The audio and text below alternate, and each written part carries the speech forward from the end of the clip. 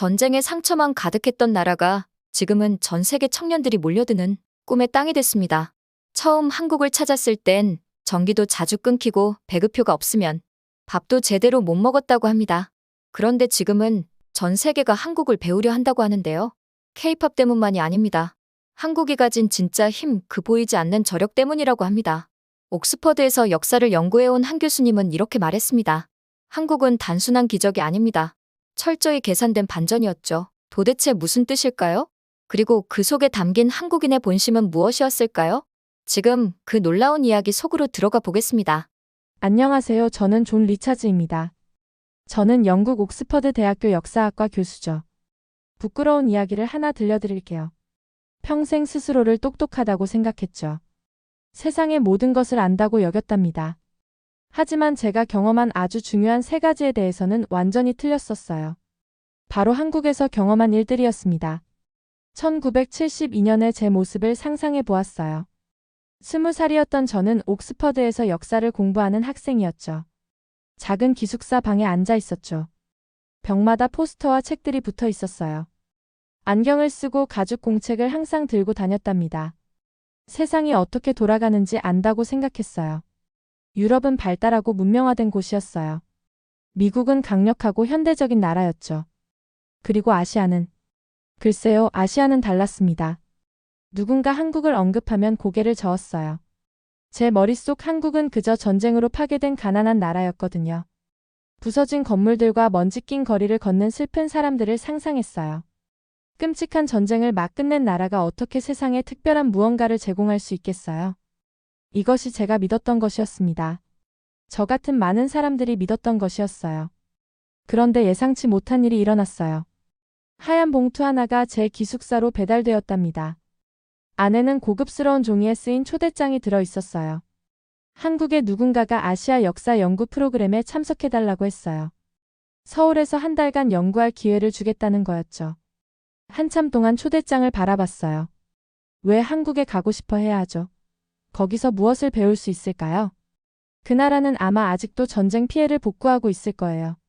사람들은 아마 생존하기에도 급급해서 역사나 문화를 생각할 여유가 없을 거였어요. 하지만 지도 교수님과 선배들은 다른 생각이었어요. 가보라고 했어요. 여행이 제 공부에 도움이 될 거라고 했죠. 새롭고 흥미로운 것을 발견할지도 모른다고 했답니다. 이 여행이 전혀 기대되지 않았어요. 치과에 가는 사람처럼 천천히 짐을 쌌어요. 후진 나라에서 일주일을 보내며 문명화된 영국으로 돌아갈 날만 새는 모습을 상상했어요. 비행기 여행은 끝이 없을 것 같았어요. 좌석에 앉아 유럽 역사책을 읽으며 옥스퍼드에서 놓치고 있는 중요한 일들을 생각했어요. 한국은 중요한 모든 것으로부터 너무 멀리 떨어져 있는 것 같았답니다. 비행기가 마침내 공항에 착륙했을 때 작은 창문 밖을 내다봤어요. 제 첫 번째 생각은 간단했어요. 정확히 제가 예상했던 것과 같을 거라는 생각이었죠. 초라한 건물들, 슬픈 얼굴들, 그리고 볼만한 것은 아무것도 없을 거라고요. 제가 얼마나 틀릴 수 있는지 곧 알게 될 참이었습니다. 공항에서 출발한 택시 여행이 모든 것을 바꿔놓았어요. 서울로 향하면서 저는 처음 눈을 보는 아이처럼 창문에 얼굴을 붙였어요. 제가 상상했던 부서진 건물들은 어디 있었을까요? 먼지 낀 거리와 가난한 사람들은 어디 있었을까요? 대신 제가 본 것은 모든 방향으로 뻗어나가는 매끄러운 도로들이었어요. 현대적인 건물들이 은빛 손가락처럼 하늘을 향해 뻗어 올라가고 있었죠. 자동차들이 질서정연하게 움직였고 모든 것이 깨끗하고 목적이 있어 보였어요. 이것은 제가 머릿속에 그려왔던 한국이 아니었습니다. 하지만 가장 큰 놀라움은 건물이나 도로가 아니었어요. 가장 큰 놀라움은 사람들이었습니다. 택시 창문을 통해 한국인들의 얼굴을 보며 제 심장을 더 빠르게 뛰게 하는 무언가를 봤어요. 그들의 눈은 밝고 결연했어요. 이것은 패배한 사람들의 눈이 아니었어요. 이것은 내일을 믿는 사람들의 눈이었습니다. 그날 밤 서울역 근처 작은 호텔에 머물렀어요.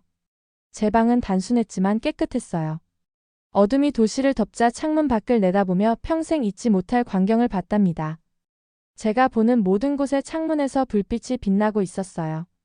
집집마다 따뜻한 노란 빛으로 빛났어요. 이것은 그냥 아무 불빛이 아니었어요. 이것은 공부하는 사람들의 불빛이었습니다. 책상에 몸을 구부리고 앉아 책을 읽고 문제를 풀고 있는 학생들이 보였어요. 어떤 이들은 전기 램프를 사용했어요. 다른 이들은 전기가 나갔을 때 촛불을 사용했답니다. 하지만 모든 불빛이 같은 이야기를 했어요. 이 사람들은 결코 배움을 멈추지 않는다는 이야기였죠. 창문 앞에서 몇 시간 동안 서서 이 놀라운 광경을 봤어요. 영국에서는 대부분의 사람들이 학교를 마치면 공부를 그만둬요. 하지만 여기 한국에서는 밤새도록 모든 동네에서 모든 집에서 배움이 계속되는 것 같았어요. 도착한 후 처음으로 새로운 감정을 느꼈어요. 호기심을 느꼈어요. 흥미를 느꼈죠. 가장 중요하게는 모든 것에 대해 완전히 틀렸을지도 모른다는 생각이 들었습니다. 한국은 제가 예상했던 것이 아니었어요. 한국은 훨씬 더 흥미로운 무언가였습니다. 그 첫날 밤 마침내 잠자리에 들면서 한 생각이 계속 머릿속에 맴돌았어요. 만약 제가 한국의 현재에 대해 틀렸다면 또 무엇에 대해 틀렸을까요? 한국의 과거와 미래에 대한 어떤 놀라운 것들을 발견하게 될까요? 아직 몰랐지만 이 여행이 제 인생 전체를 바꿔놓을 거였어요. 다음 날 아침 병 속 벌처럼 윙윙거리는 머리로 잠에서 깼어요. 창문 너머 그 불빛들이 밤새 저를 잠들지 못하게 했거든요. 제가 본 것을 이해해야 했어요. 한국 사람들이 왜 그렇게 열심히 공부하는지 알아야 했습니다. 서울 시내 오래된 도서관을 찾기로 했어요. 아침 거리를 걸으며 택시에서 놓쳤던 것들을 발견했어요. 사람들이 목적의식과 에너지로 움직였어요. 학생들은 책으로 가득 찬 무거운 가방을 메고 다녔죠. 심지어 노인분들도 걸으면서 신문과 읽을 거리를 들고 계셨답니다. 도서관 건물은 겉모습이 인상적이지 않았어요. 회색 돌로 만들어진 나무문이 달린 오래되고 단순한 건물이었죠. 하지만 안으로 들어서자 책과 종이 냄새가 따뜻한 담요처럼 저를 감쌌어요. 끝없는 책장들이 높은 천장을 향해 뻗어 있었어요. 햇빛이 높은 창문을 통해 들어와 독서 테이블 위에 황금빛 사각형을 만들고 있었습니다. 친절한 사서분이 입구 근처에서 길을 잃고 당황해하는 저를 발견했어요. 제가 외국인이라는 것을 아실 수 있었죠. 많은 말씀 없이 따라오라고 손짓하셨어요. 조용한 발걸음으로 저를 도서관 깊숙이 안내하셨답니다. 두꺼운 교과서에 몰두한 학생들과 정성스럽게 메모하는 학자들을 지나쳐서요. 특별한 섹션에서 멈춰서서 제 한국에 대한 이해를 완전히 바꿔놓을 책 한 권을 꺼내셨어요. 표지에는 제가 본 적 없는 이상하고 아름다운 기호들이 있었어요. 이 기호들은 제가 조금 알고 있던 한자와는 달랐어요. 더 단순하고 체계적이며 거의 수학적으로 보였습니다. 사서분이 책을 첫 페이지로 펼쳐주셨어요. 거기에 한글과 영어로 제목이 적혀 있었어요. 훈민정음 백성을 가르치는 바른 소리였습니다. 근처 테이블에 앉아서 읽기 시작했어요. 제가 몇 시간 동안 발견한 것은 지금까지 배운 그 어떤 것보다도 충격적이었어요. 이 책은 500년 전 한국을 다스렸던 세종대왕의 이야기를 들려주었어요. 세종대왕은 깊이 걱정되는 한 가지를 발견하셨더군요. 부유하고 교육받은 사람들만이 한자를 읽고 쓸 수 있었어요. 가난한 농부들, 하인들, 평범한 사람들은 자신의 생각을 글로 표현할 수 없었어요. 중요한 정보를 읽을 수도 없었고요. 편지를 통해 소통할 수도 없었답니다. 그래서 세종대왕은 완전히 새로운 무언가를 만들기로 하셨어요. 3년 동안 누구나 빠르고 쉽게 배울 수 있는 문자 체계를 개발하셨죠. 그것을 한글이라고 부르셨습니다. 더 읽어갈수록 흥분으로 손이 떨리기 시작했어요. 이것은 그냥 아무 문자 체계가 아니었어요. 이것은 지금까지 만들어진 가장 과학적인 알파벳이었습니다. 세종대왕은 각 글자가 소리를 낼 때 입과 혀가 어떻게 움직이는지를 정확히 보여주도록 설계하셨어요. 기역 글자는 혀의 뒤쪽이 입천장에 닿는 모습을 보여줘요. 미음 글자는 입술이 붙어있는 모습을 나타내죠. 모든 글자가 과학적 정밀함으로 만들어졌습니다. 종이 한 장을 집어들고 한글 글자들을 따라 써보려고 했어요. 한국어를 이해하지 못했지만 논리적 패턴을 즉시 볼 수 있었어요.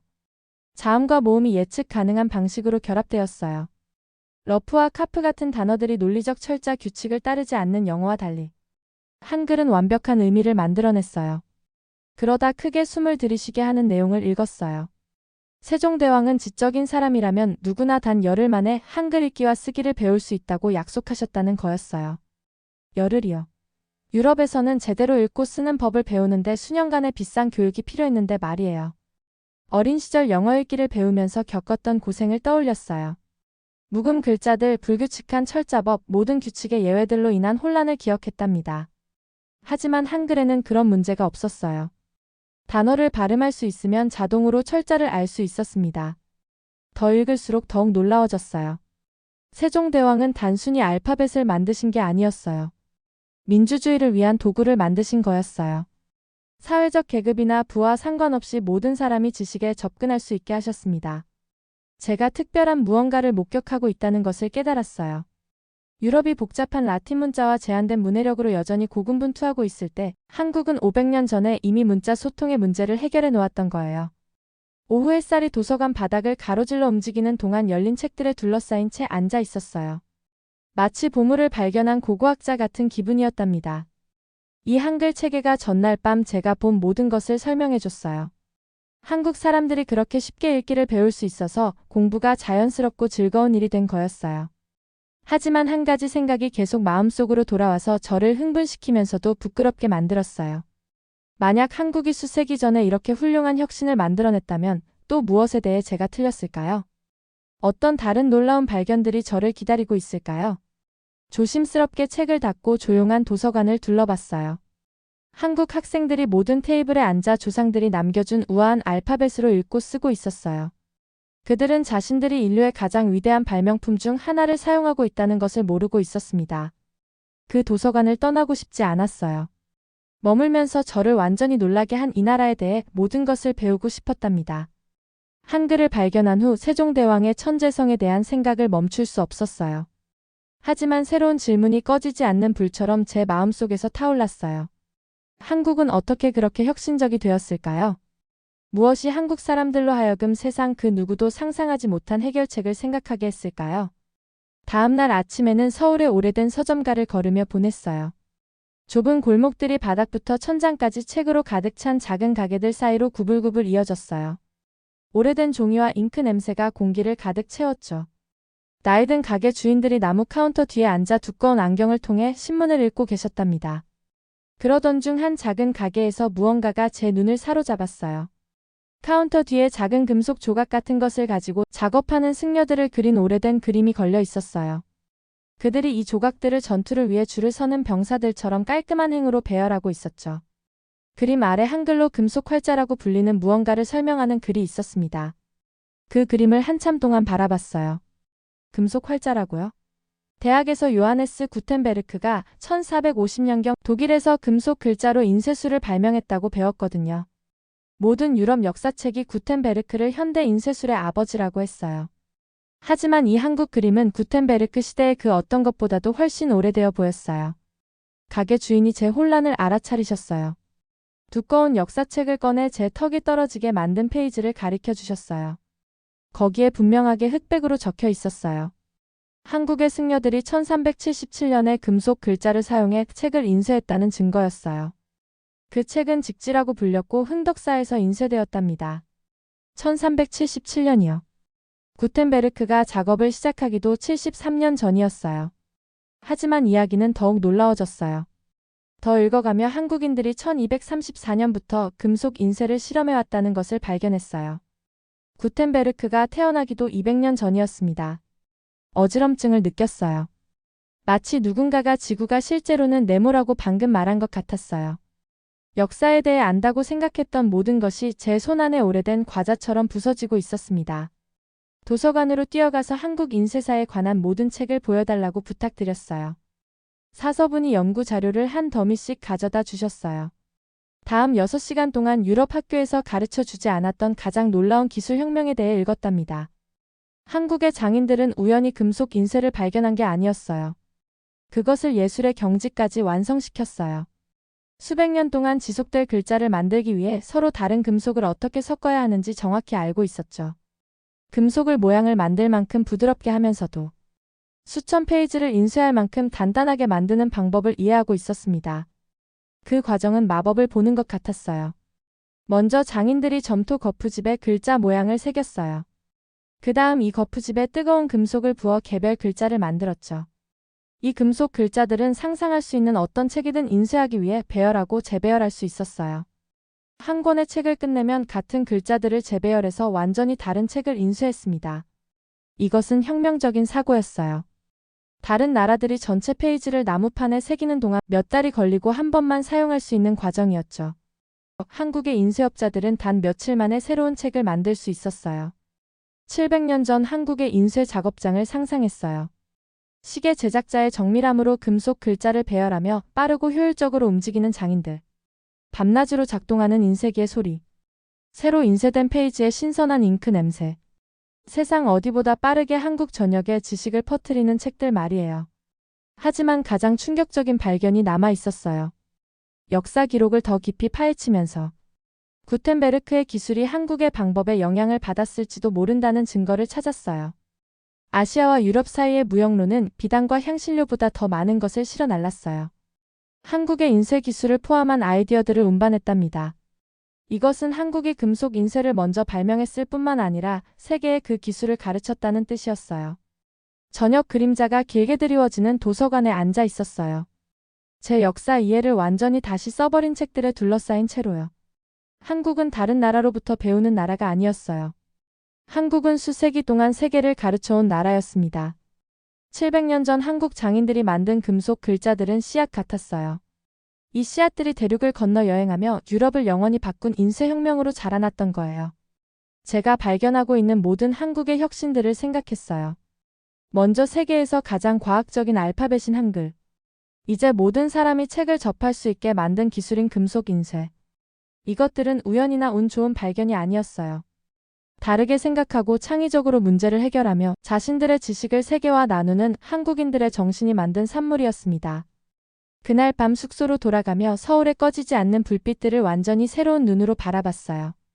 저 불빛들은 더 이상 놀랍지 않았어요. 그것들은 700년간 이어진 한국 혁신의 자연스러운 결과였답니다. 한국은 항상 시대를 앞서 있었어요. 저는 이제야 겨우 따라잡고 있었습니다. 한국의 놀라운 발명품들을 발견한 후에도 풀 수 없는 수수께끼 같은 한 가지 미스터리가 저를 계속 괴롭혔어요. 왜 한국 사람들은 그토록 배움을 사랑할까요? 무엇이 그들로 하여금 제가 본 그 누구보다 열심히 공부하게 만들었을까요? 답은 책이 아니라 제 눈을 통해 찾아왔습니다. 서울에 머무는 동안 매일 밤 같은 의식을 치렀어요. 저녁 식사 후 작은 호텔 방으로 돌아가서 창문 옆에 서곤 했어요. 거기서 수십 채의 아파트, 작은 집들, 심지어 가게 위 작은 방들까지 들여다볼 수 있었거든요. 밤마다 본 것은 똑같은 놀라운 광경이었어요. 대부분의 도시가 어둠에 잠긴 지 한참 후에도 창문마다 불빛이 타올랐어요. 이것은 텔레비전을 보거나 퇴근 후 휴식을 취하는 사람들의 불빛이 아니었어요. 책에 몰두한 학생들을 비추는 책상 램프, 촛불 맨 전구에 집중된 빛이었습니다. 한 창문에서는 할머니가 손자의 숙제를 도와주고 계셨어요. 둘 다 숫자와 한글로 가득한 페이지를 들여다보며 눈을 찡그리고 계셨죠. 다른 창문에서는 피곤해 보이는 아버지가 작업복 차림 그대로 두꺼운 교과서를 읽고 계셨어요. 아이들은 근처에서 잠들어 있었답니다. 길 건너편에서는 10대 소녀가 같은 영어 단어를 계속 반복해서 쓰고 있었어요. 조심스럽고 단호한 손놀림으로요. 가장 놀라운 광경은 가장 가난해 보이는 건물들에서 벌어지고 있었어요. 전기가 불안정해 보이는 곳에서도 가족들은 공부를 위한 빛을 만들어내는 방법을 찾았어요. 온 가족이 교과서 한 권을 둘러싸고 모인 비좁은 방에서 촛불이 깜박였어요. 학생들이 수학 문제와 언어 연습을 하는 동안 기름등이 벽에 춤추는 그림자를 만들었답니다. 이 공부 시간들을 재기 시작했어요. 10시가 지나고 11시가 지나고 자정이 지나도 여전히 불빛이 타올랐어요. 여전히 머리들이 책 위로 숙여졌고요. 여전히 손들이 페이지 위를 움직이며 쓰고 지우고 다시 쓰고 있었습니다. 어느 저녁 창문에서 지켜보기만 하는 대신 동네를 직접 걸어보기로 했어요. 거리는 조용했지만 몇 걸음마다 열린 창문에서 흘러나오는 배움의 부드러운 소리들을 들을 수 있었어요. 종이 위에서 연필이 긁히는 소리. 외국어 단어를 속삭이며 반복하는 소리. 어려운 개념을 아이들이 이해하도록 돕는 부모들의 부드러운 중얼거리며 제 심장을 흥분으로 뛰게 하는 무언가를 발견했어요. 이것은 단순히 아이들이 학교 공부를 하는 것이 아니었어요. 모든 곳의 어른들이 새로운 것을 배우고 있었어요. 건설 노동자가 집 앞 계단에 앉아 가로등 불빛으로 공학 매뉴얼을 읽고 있었어요. 가게 주인이 하루 매출을 세면서 영어 문장을 연습하고 있었죠. 나이든 여성이 공책의 한자를 따라 쓰고 계셨는데 거친 손가락이 놀라울 정도로 우아하게 움직이고 있었답니다. 하지만 왜일까요? 무엇이 이 놀라운 지식에 대한 갈망을 이끌고 있었을까요? 답은 책을 읽는 것이 아니라 얼굴들을 보는 것에서 나왔어요. 모든 창문에서 모든 책상에서 똑같은 표정을 봤어요. 그것은 어쩔 수 없어서 공부하는 학생들의 피곤하고 억지스러운 표정이 아니었어요. 배움이 자신들의 삶을 바꿀 것이라고 믿는 사람들의 밝고 간절한 표정이었습니다. 제가 방문하기 20년도 채 되지 않아 끝난 한국 전쟁을 떠올렸어요. 이 사람들은 자신들의 나라가 파괴되는 것을 봤어요. 가난, 이별, 상실을 겪으며 살아왔죠. 하지만 포기하는 대신 교육을 통해 재건하기로 선택했답니다. 공부가 단순히 좋은 성적을 받거나 더 나은 직장을 찾는 것이 아니라는 것을 이해하기 시작했어요. 한국 사람들에게 배움은 가시화된 희망이었어요. 책과 함께 보낸 모든 시간은 더 나은 미래에 투자한 시간이었어요. 새로 익힌 모든 기술은 과거의 가난과 파괴로부터 한 걸음 더 멀어지는 것이었습니다. 아기를 품에 안고 혼자 글읽기를 배우는 젊은 어머니를 봤어요. 한 글자씩 소리내며 입술을 조용히 움직이는 그녀의 얼굴이 집중과 결의로 빛났어요. 그녀의 조심스러운 노력에서 한국인의 정신을 봤답니다. 배움은 단순한 활동이 아니었어요. 배움은 내일에 대한 믿음의 행위였습니다. 더 관찰할수록 한국의 교육열이 경쟁이나 압박에 관한 것이 아니라는 것을 깨달았어요. 그것은 변화에 관한 것이었습니다. 한국 사람들은 지식이 모든 것을 바꿀 힘이 있다고 믿었어요. 그들의 가족, 공동체, 전체 국가를 말이에요. 매일 밤 숙소 창문에 서서 땅 위의 별처럼 도시 전체에 반짝이는 배움의 불빛들을 바라보며 겸손함과 영감을 느꼈어요. 이 사람들은 단순히 공부하고 있는 게 아니었어요. 한 번에 한 수업씩 자신들 나라의 미래를 다시 쓰고 있었답니다. 한국이 역사를 통해 그토록 놀라운 혁신들을 만들어낸 것이 당연했어요. 전체 인구가 배움을 신성하게 여기고 모든 가족이 안락함보다 교육을 우선시하며 모든 세대가 지식에 대한 사랑을 다음 세대에 전해줄 때 기적은 필연이 됩니다. 저는 한국 성공의 비밀 재료를 목격하고 있었어요. 그것은 행운이나 천연자원이나 정부 정책이 아니었어요. 배움의 마법을 믿는 것을 결코 멈추지 않는 사람들의 멈출 수 없는 힘이었습니다. 한국에서의 마지막 날이 너무 빨리 찾아왔어요. 작은 호텔 방에서 여행 가방을 싸면서 일주일 전 도착했던 사람과는 완전히 다른 사람이 된 기분이었어요. 집으로 가져가는 책들이 짐을 무겁게 했지만 제가 담고 있는 생각들이 마음을 더욱 무겁게 만들었답니다. 마지막으로 창문에 서서 서울을 바라보며 첫날 놓쳤던 무언가를 봤어요. 저 빛나는 고층 건물들은 단순한 건물이 아니었어요. 700년 전 금속 활자를 만들고 500년 전 한글을 창조한 바로 그 혁신 정신의 상징이었습니다. 하지만 한국의 이야기가 끝난 게 아니라는 것을 곧 발견하게 될 참이었어요. 사실 이제 막 시작된 거였어요. 공항에서 다른 이유로 한국에 온 외국인 방문객들을 만났어요. 독일에서 온 사업가는 유럽의 어느 곳보다 빠르고 뛰어나게 전자제품을 생산하는 한국 공장들에 대해 이야기하며 놀라움에 고개를 저었어요. 브라질에서 온 교사는 새로운 교육 방법을 학생들에게 가져다 주려고 한국 교과서를 꼭 쥐고 있었죠. 가장 놀라웠던 것은 완전히 충격받은 표정의 미국 젊은 엔지니어였어요.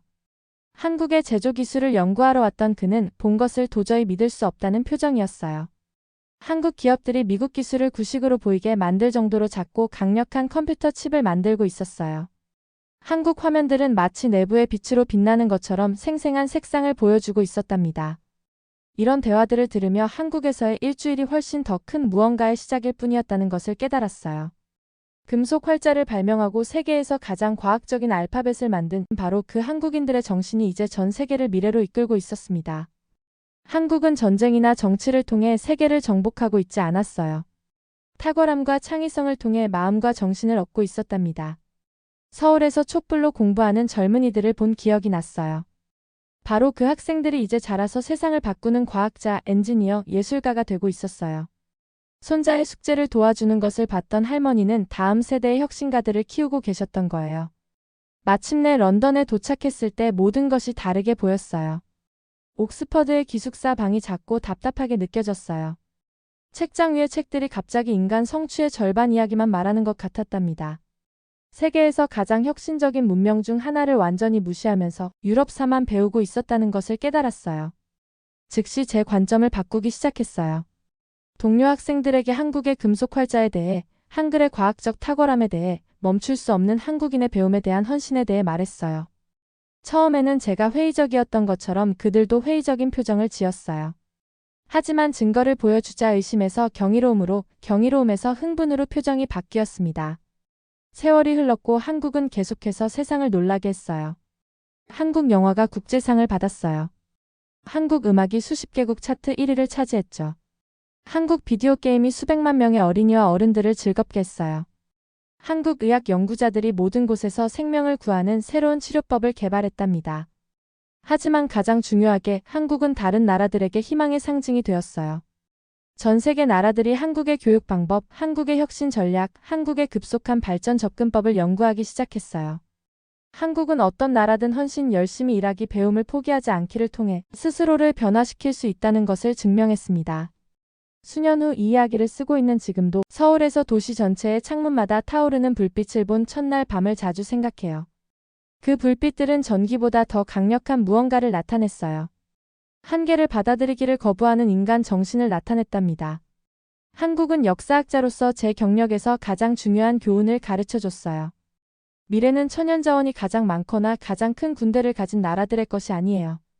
미래는 사람들이 배우기를 멈추지 않고 혁신하기를 멈추지 않으며 세상을 더 좋게 만들 수 있다는 믿음을 멈추지 않는 나라들의 것입니다. 한국은 저를 놀라게 한 나라가 아니었어요. 한국은 교육 혁신 흔들리지 않는 결의를 통해 발휘된 인간의 잠재력이 실제로 어떤 모습인지 보여주며 전 세계를 놀라게 한 나라였답니다. 제 편견은 완전히 틀렸었어요. 한국은 세계를 따라잡고 있는 게 아니었어요. 한국이 세계를 이끌고 있었습니다. 오늘의 사연은 여기까지입니다. 사연이 마음에 드셨다면 구독과 좋아요 부탁드려요. 여러분의 버튼 하나로 영상 제작에 큰 힘이 됩니다. 다음에 더 큰 감동적인 사연으로 찾아뵙겠습니다. 감사합니다.